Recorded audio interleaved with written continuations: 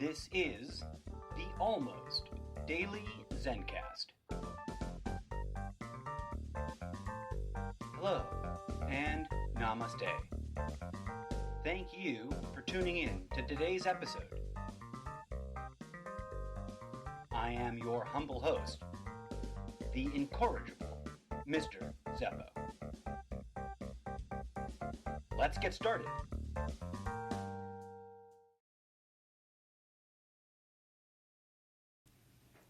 Greetings and salutations, friends. Just a quick drop-in mini episode, which hopefully won't spiral out of control into a 45-minute episode. I wanted to share some, quote, thoughts in transition. And by all means, as my disclaimers disclaim, I do not pretend to be an expert in any of this. I've just done some light reading on certain subjects over the last 30 years and have acquired my own thoughts and observations in an attempt to suss out things that might be real. And by that I mean I'm trying to share with you things that I personally, humbly, quote, suspect very strongly might actually be innate, organic, just unknown to us or unfamiliar to us, end quote. I just quoted myself, and it was kind of a made-up quote. I didn't just make up the quote. I'm sure I've said something very similar to that before, but I've never, said it in public or written it down in a book that got published. So in that way, it's kind of like a made-up quote. But I guess now it's on the air, so I can quote myself quoting myself on my podcast. Anyways, welcome to the post-gratitude celebration / Indigenous Peoples massacre cover-up story / family gathering of political tensions / also wholesome traditional thing that we do try to make a wholesome traditional thing that we commonly call Thanksgiving. Of course, that's, yesterday or the day before. I have no idea. I just woke up, folks. For those of you wondering, listening along, I sometimes get inquiries by people who've seen some social media, and they approach me as if, in their wording, it seems that it's easy to infer that they approach me as if they think this podcast is my career. That, my friends, would be a gross overestimation. This is a hobby. So, all relevant disclaimers of this being a me, non-profit, not-for-profit, no one pays me to do this, I swear to you on whatever document you want me to swear to you on. It's a hobby. I do it because free speech, motherfuckers, and because I think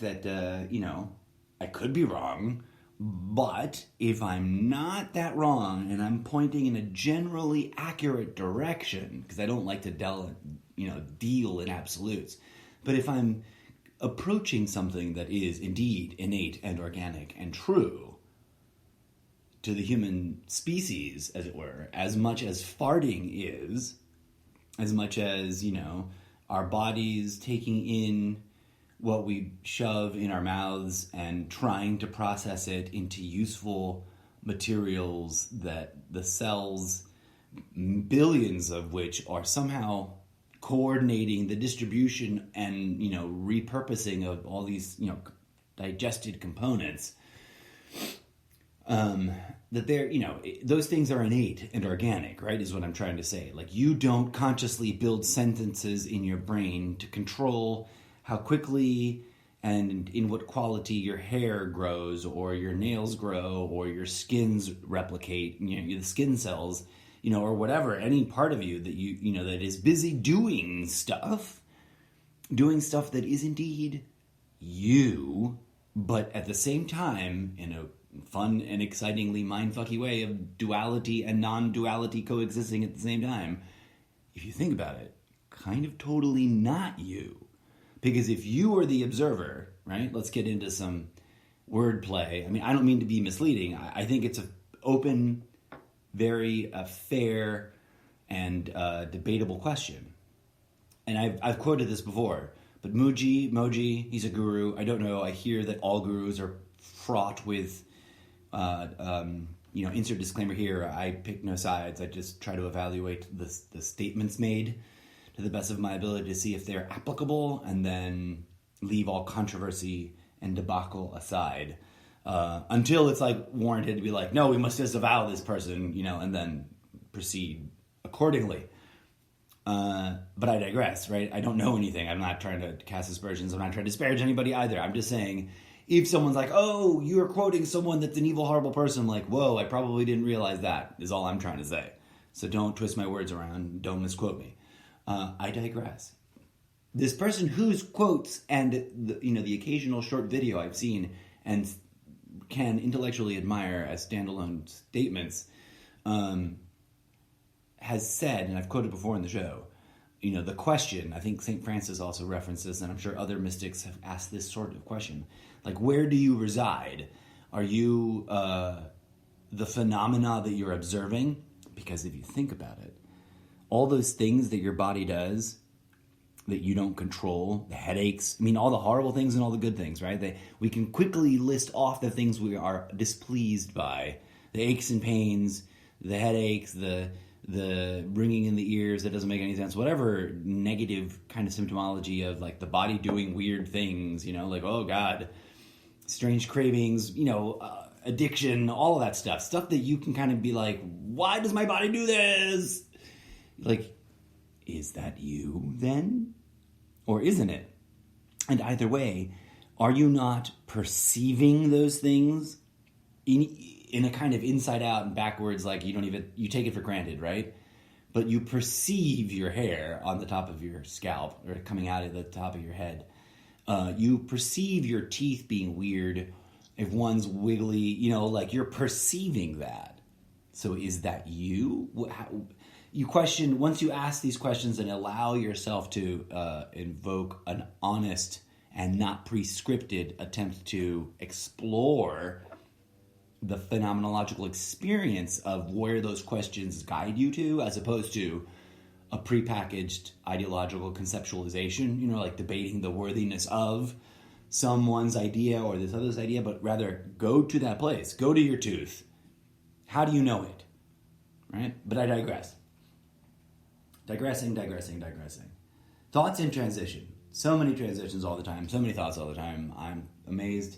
I'm completely had a breakdown and ceased to function. Because it's overwhelming at times. But also other times, I can't pull a thought out of my ass. My brain's just like, nope, I'm chill. I don't want to talk. I just shut up and stare at the ceiling. I'm like, but also sort of maddeningly something else must happen. But that's neither here nor there. Thoughts in transition that I've had recently, if I may transition and pause for a hot second.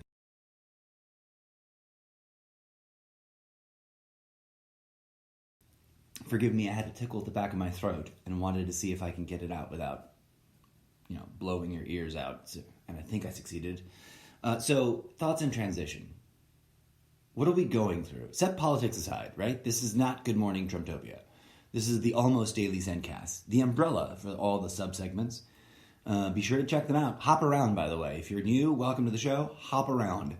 You don't have to start at one end or the other and work it. Just, and then if whatever you haven't heard, catch up. I digress. Thoughts in transition. What are we going through? Setting politics aside, what are we actually going through right now? There's a lot of hubbub all over the interweb space. And let me share with you what I have observed and been kind of wool gathering about, and coulda, shoulda, woulda done earlier episodes to cover really quick. And that's this. I don't know about you, and I don't mean to speak or cast, again, no negative projections here, but my life in an interestingly that was almost unavoidable, but also if I hadn't have made certain choices, it would totally not have happened. And also, I'm not really sure how I feel about it, but it feels pretty cool, in terms of, my emotional response, that there's some, awe and some suspense and mystery and some, out of my comfort zone, but in a it's okay kind of way. from Friday the 13th on, my life has changed. And I'm not bragging here. I'm still, if one were to take a really cynical outside, no context look, anybody out there, especially of better means, or worse, even someone of lesser means, could judge me as like a totally useless has-been, waste of a person who is throwing their life away, not quite being a starving artist, but not quite either being a successful starving artist, and also not being, anything else that is a more impressive member or a contributing member of society. I, can judge myself pretty harshly, friends. But I also know that, not disclaimer. Well, yes, disclaimer. And spoiler alert.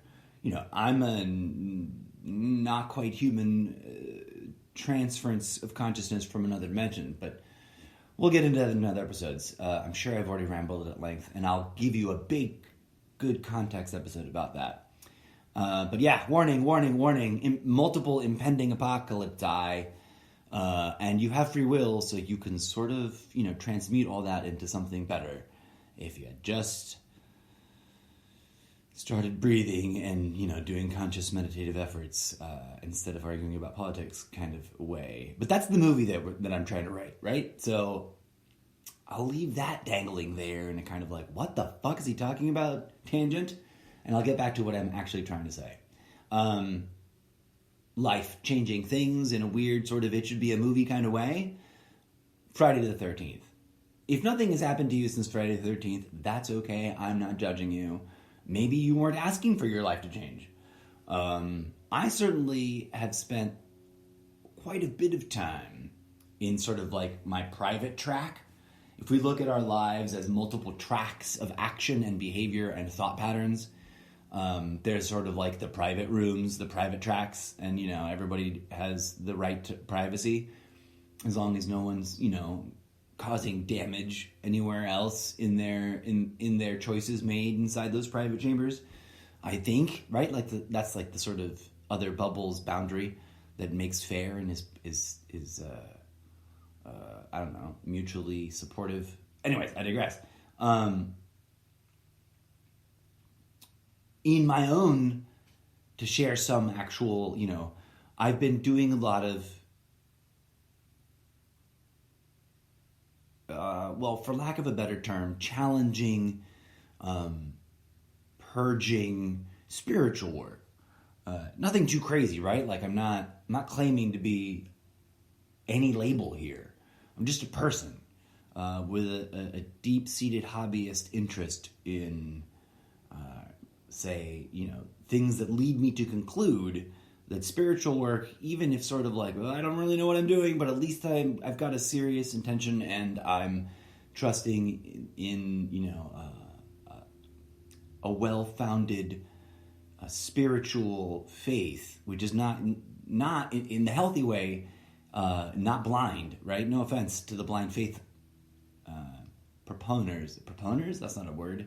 Proponents, supporters of blind faith choices.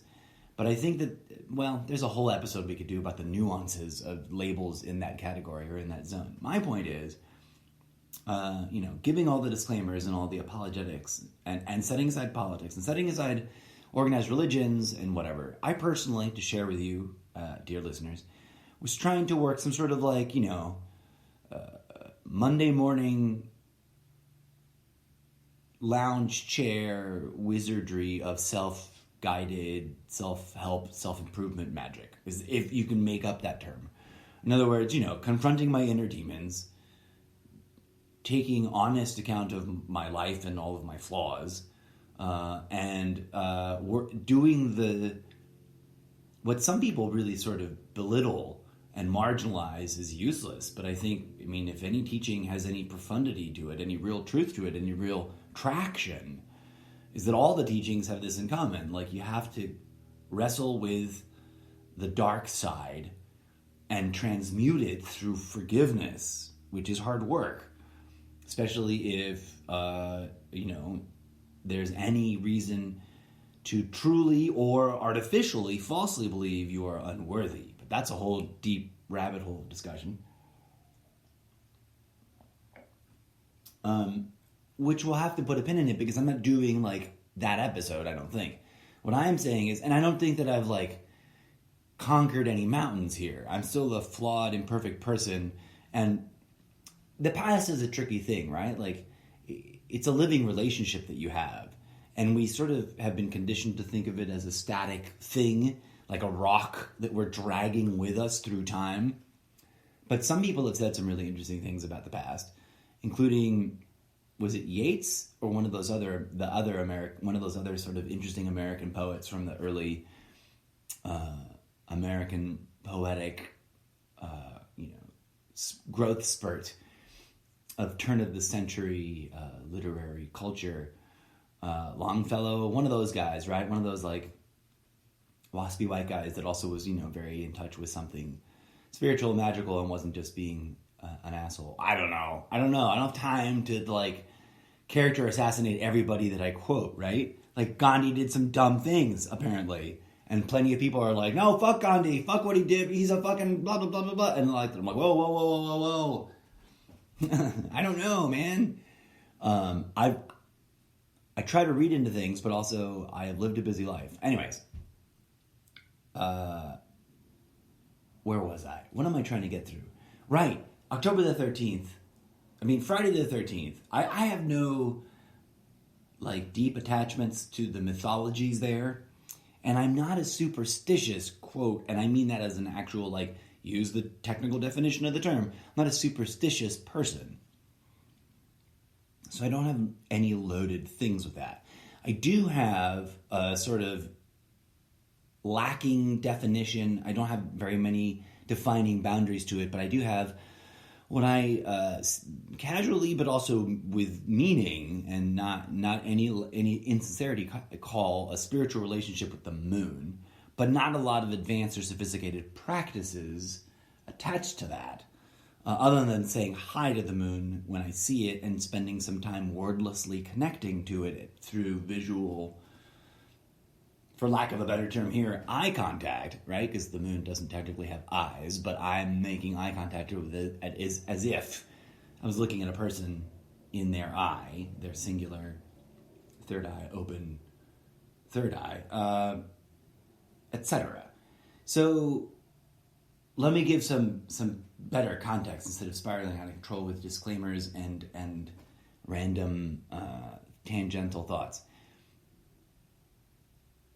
I am an absurdist by nature. In other words, before anyone explained to me what absurdism was in a technical sense, a literary sense, or theatrical sense, or cinematic sense, each of which have its own caveats and its own nuances, I, as a young person, looked at the world and went, well, this is cuckoo, nuts, crazy, bonkers, and if it has a meaning, it is unintelligible at this time, and if it doesn't have a meaning, the whole thing becomes even more absurd, and as soon as I discovered that word, I'm like, there's the word, that's what I mean. I didn't, have it in my lexicon until I came across it. And mind you, I was obsessed with words from an early age, because very early in my life,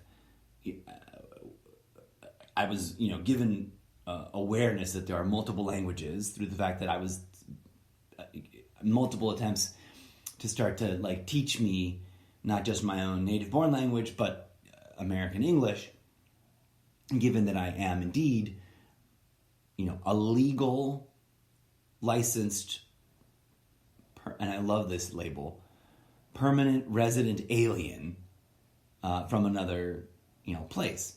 And bilingual folks understand, and, hyphenated American folks understand. There's a lot of touchy-feely weirdness right now about it, and we need to, set all that aside and realize we're one people.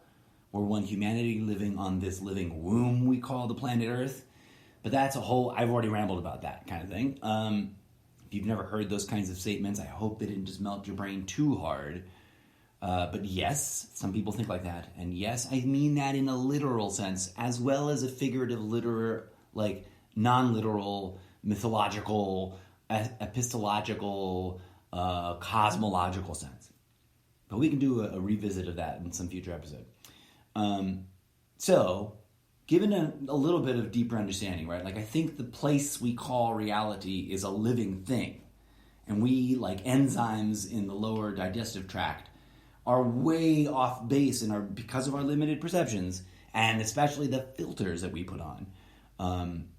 Really, really way off base about what we argue about as absolute truth to begin with. And that some people, given insight and meditation and attempts to see the world clearly, vis-a-vis this very highly recommended from millennia ago, a practice of abdicating ideas and thoughts and sentences and words in a sort of exercise of building the muscles of seeing the world without those things running, have attempted to describe, to some degree or another, that this thing is a living dream, a living web of consciousness, a living matrix of creation, a living, womb of giving birth to, etc.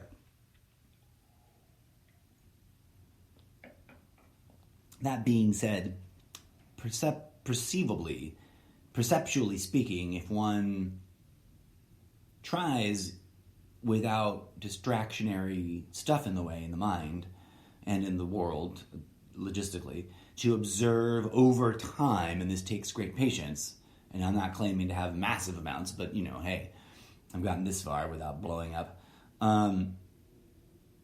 Over time, and I mean like years and years, decades and decades, etc., and you compile your perceptions internally and externally, you can kind of start to see like, oh, wow, there is evidence for a lot of that. And that there is evidence to have that supports having a belief in, for lack of a better term, some kind of natural, organic technology that is sophisticated in an inborn organic way, enough that we don't recognize it because of our conditioning, because of our limited understanding, because of our bad habits, and we don't perceive it, right? So, having given 22 minutes and 22 seconds of way too much context for my statements here, I think that it is arguable to say that this season, this time of year, especially in the northern hemisphere, if one thinks of this as a generally round-shaped womb, the shape of which is, of course, probably not, it's whatever's going on, it's all sacred geometry and toroids and fractals, right? And a kind of manifestation machine. So, you choose your models and your belief systems, and then the whole thing tries to make that real. But, warning, this way dragons be. This season, this time of year, whenever you experience it, up here in where I have experienced most of my life, it happens this time of year categorically on the calendar, is a time of contraction, a time of, we bundle up, we tuck in, we don't want to leave the house. It's a time of turbulent weather. It's a time of quiet moments of, if one has the luxury of time to like observe nature in its living, breathing expression where it's really visible, because when weather rolls through, especially when it's kind of turbulent and excessive and exaggerated for some reason, question mark, is climate change a hoax, a conspiracy, or just a natural rhythm of things? You can't have it both ways. But also, if us pumping toxic waste into the system of complicated systems hasn't done something bad to it, I don't know what the fuck kind of, level of I'm just going to block things out you can tolerate, but that's too much for me, because we don't need a conspiracy, not to go off on this tangent, but we don't need a conspiracy. Everything we burn in order to make stuff and fly things and think of all the engines. I've already done an episode about this. So, yes, nature, when you really sit with it, and it kind of forces us to some degree, if you think about it in terms of how we lived when we were Aboriginal peoples, traversing these dark, foreboding days into colder and colder weather, especially in northern climates where it's just like really extreme. You spend a lot of time bundled up next to a fire, staring at flames, something we don't do very much anymore, except for those with the luxury to like burn imported chopped wood in their unnecessary fireplace. No critique there. I'm just saying it's kind of redundant now in a weird way. If one looks at it in terms of rhythms of organic relationship between this life form, me talking monkey spacesuit, and the environment, and gives that like the respect of like it's a relationship between a living conscious thing that has its own cycles and can't tell me about it in English with a word, mouth, machine, box, but can inform me through comprehension if I pay attention in a clear enough fashion. I humbly propose to you that my experiences have led me to conclude that even without such astronomical and astrological alignments as a super duper prolonged Mercury retrograde in between a really beautifully gorgeously huge, if it wasn't a supermoon I'd be surprised, but I didn't look it up to see if it was a supermoon, but it was huge and low and just hung there in the sky when it broached the horizon, full moon on the 13th, to Thanksgiving, a very indoorsy, huddle around the hearth, the center of the home, give thanks for what you have during the time when you feel most fragile because the weather and inclement conditions might take some of what you have away from you. Even before climate change became a thing politically, setting all that aside, right? Climate, weather, the inclement forces of Mother Nature herself have always been a threat to our survival. We have a relationship to it that we've boxed out from our day-to-day phenomenological, logistical practice. And, maybe that's a toxic, unhealthy thing, just like burning the bones and blood of Mother Earth is an unhealthy and toxic thing. Perhaps, question mark.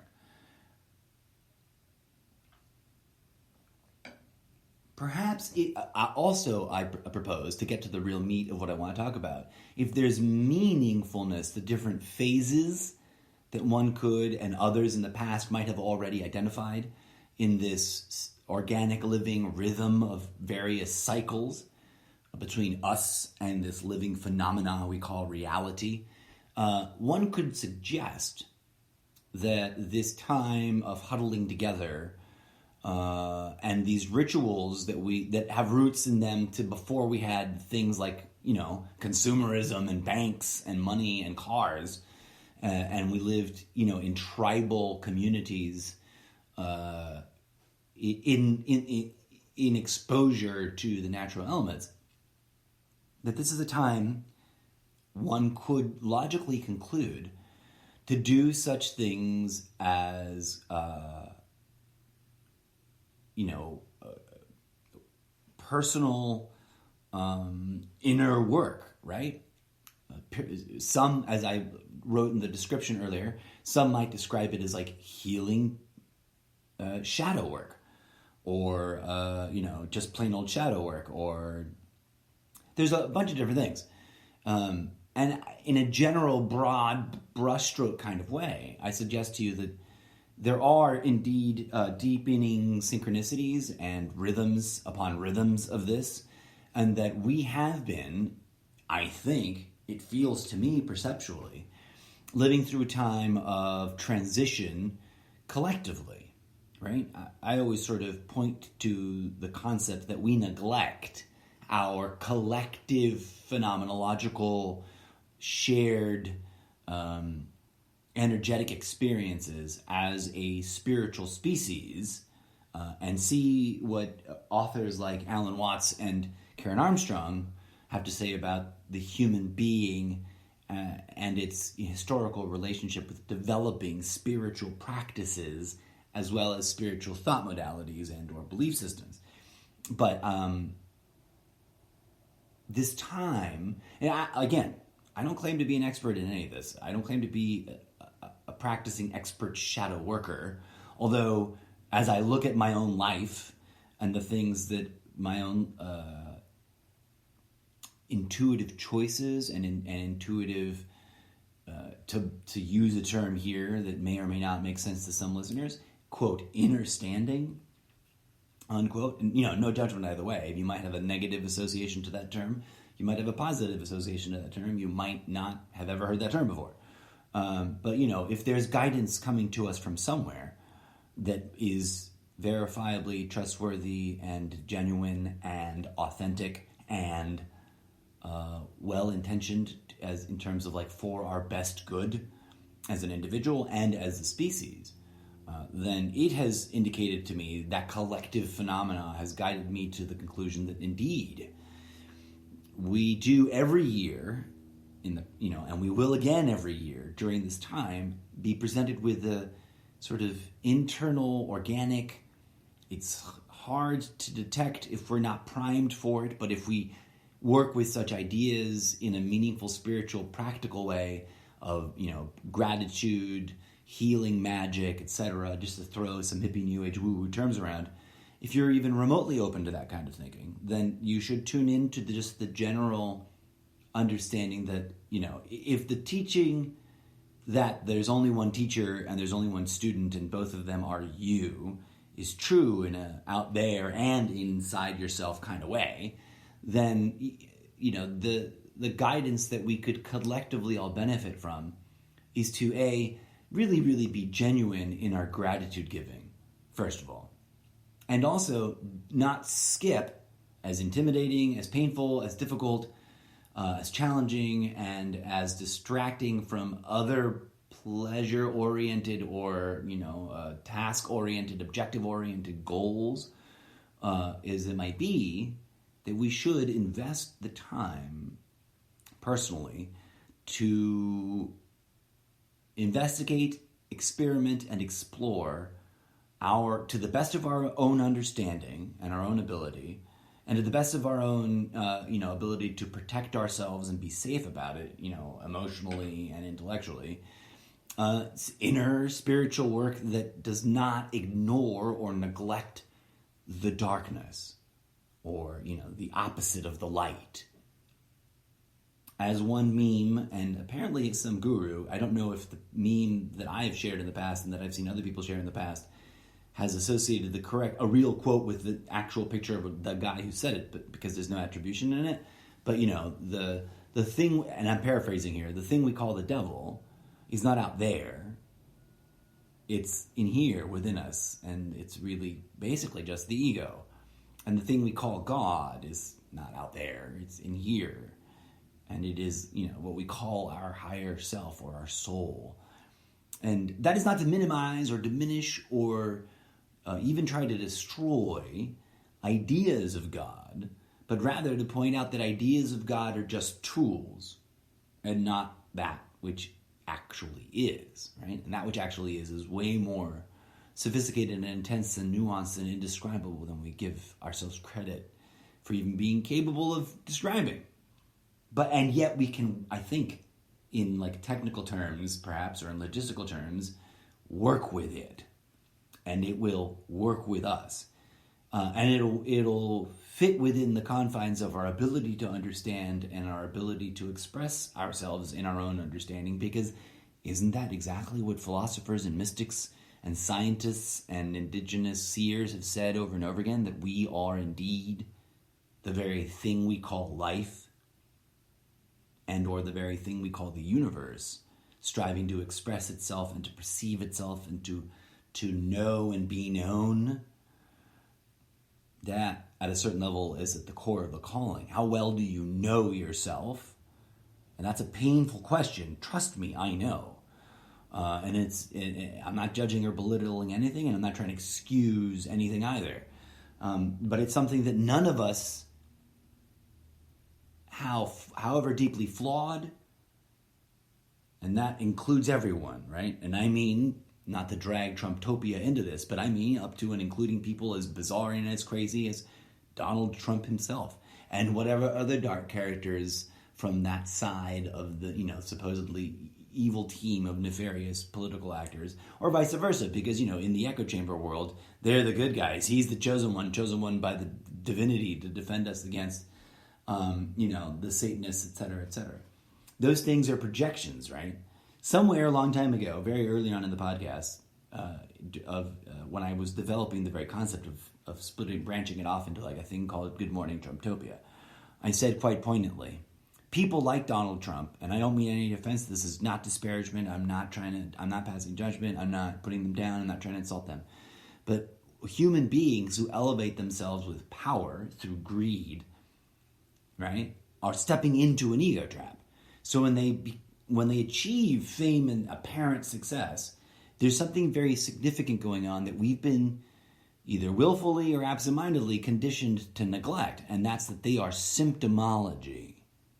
Both, the good cop and the bad cop, right? No matter which side of the echo chamber you're on and which side you think is the good cop or the bad cop, they're caught up in that us versus themism dynamic in the melodrama, like theatrical level of public life, because that is an expression of the human species collective.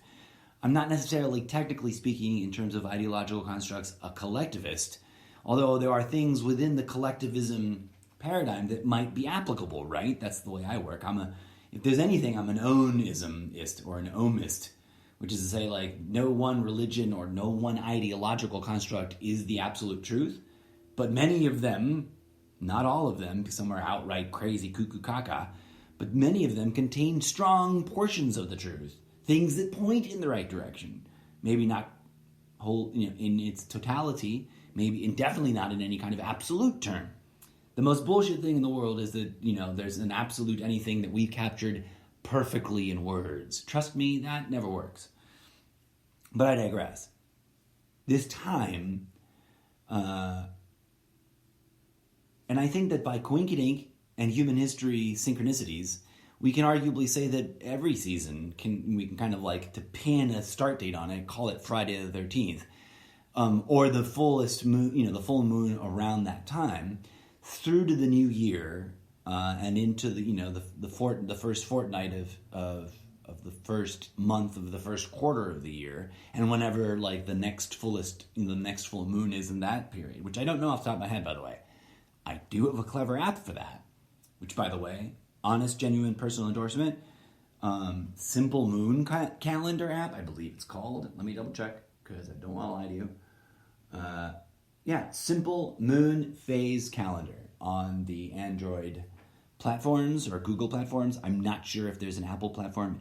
If there isn't one, you should find their website if they have one and write them a short but sternly worded encouragement to put it on iTunes.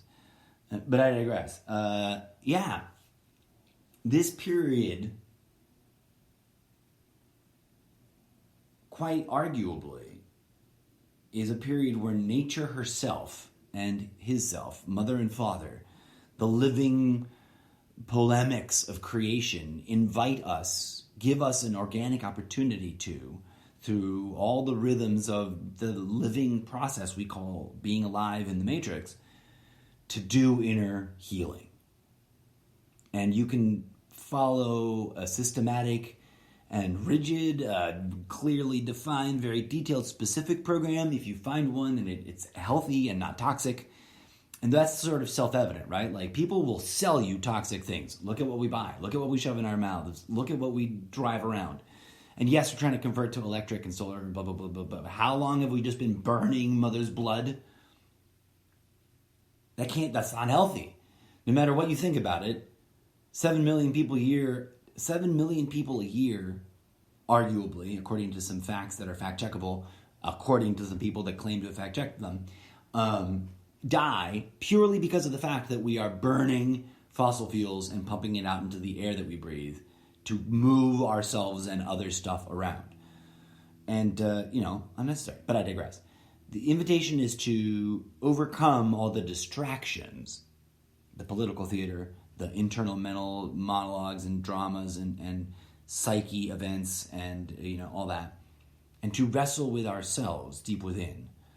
The way every enlightened one ever has, in seclusion, usually in a desert, but whatevs, wherever you can find safety and seclusion, and, go deep within and explore and, do so with an understanding that the ego is not anyone or anything other than a part of the whole process, phenomenologically speaking, experientially speaking, holistically speaking, spiritually speaking.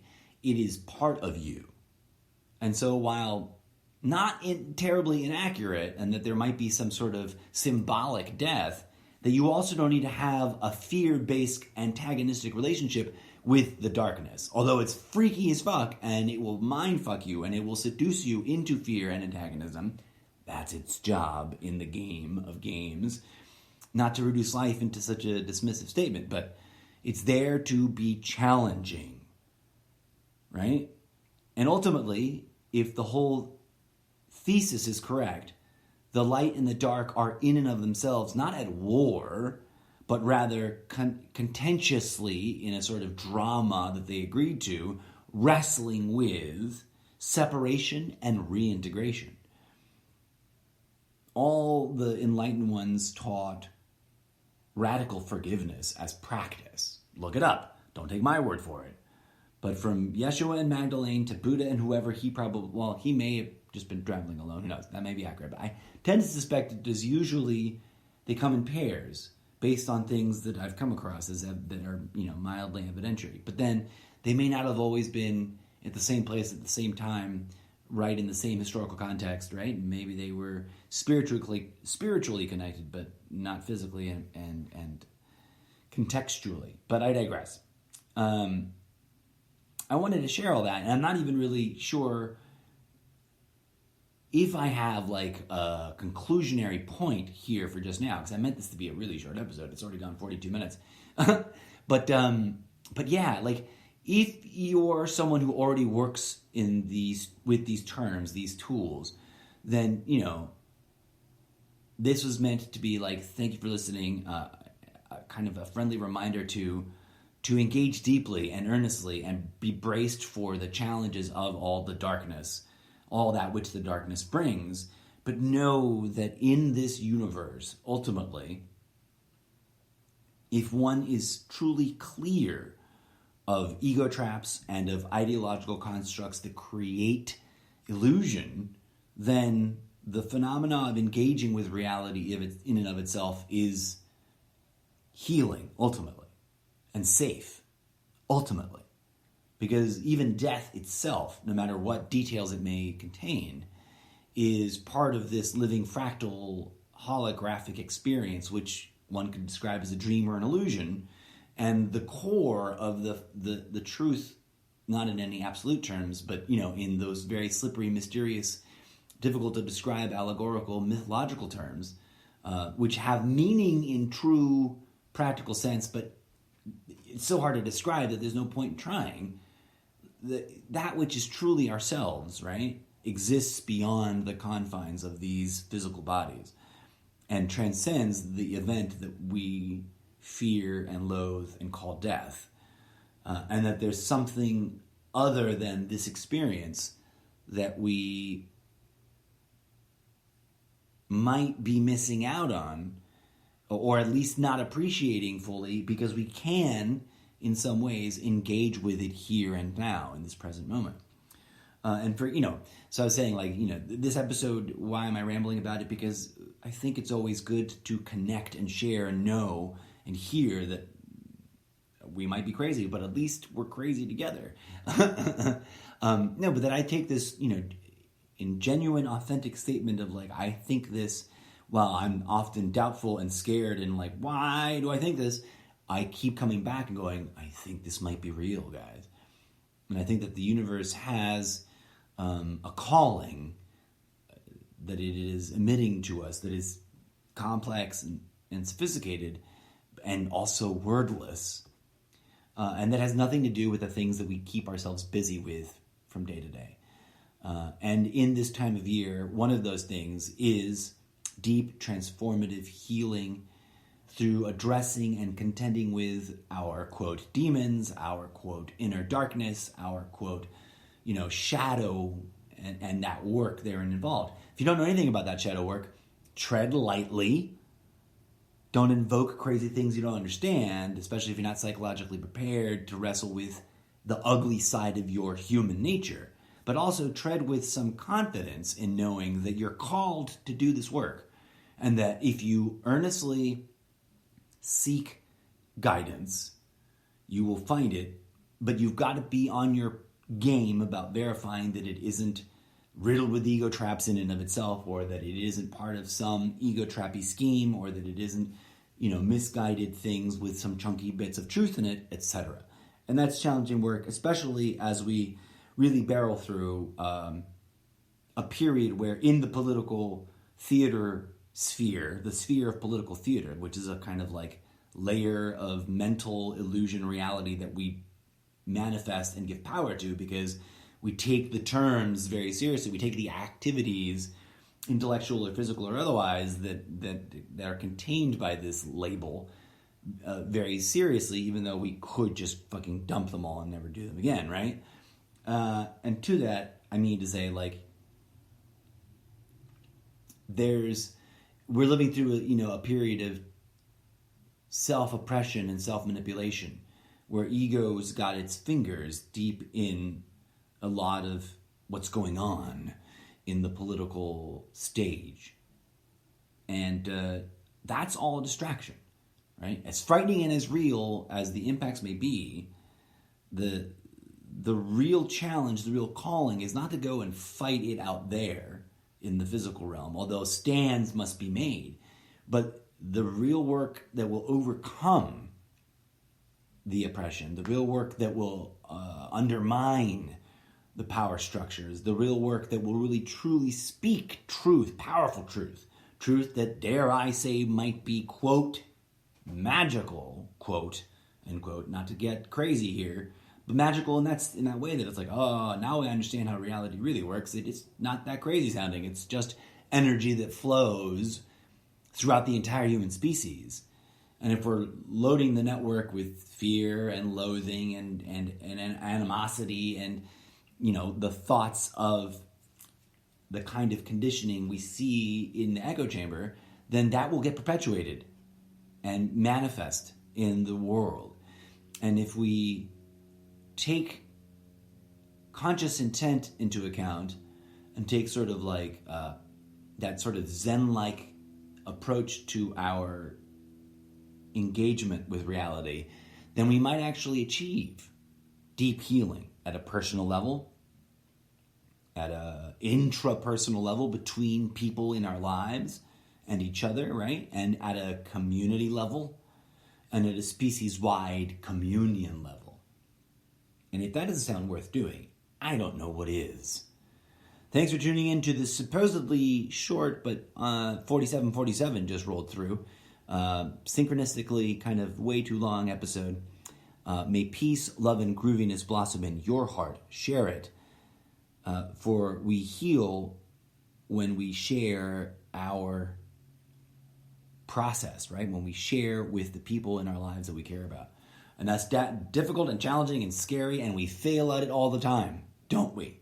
Yes, we do. Daily. Even if we know how to do it. Even if we do a lot of yoga. Even if we don't, but we think we're really good people.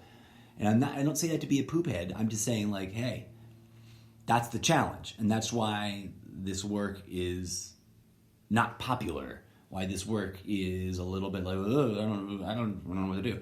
Tread lightly, folks, but also tread with confidence that you are the light itself. Anyways, we can do a whole nother episode about being the light bringer, and some of the ways those terms have been used, but we have rambled on long enough. Until next time, I have been your unusually weird, eccentric, hyper-collaborative, doing more than one thing with this thing we call this thing, podcast host, the incorrigible Mr. Zappo.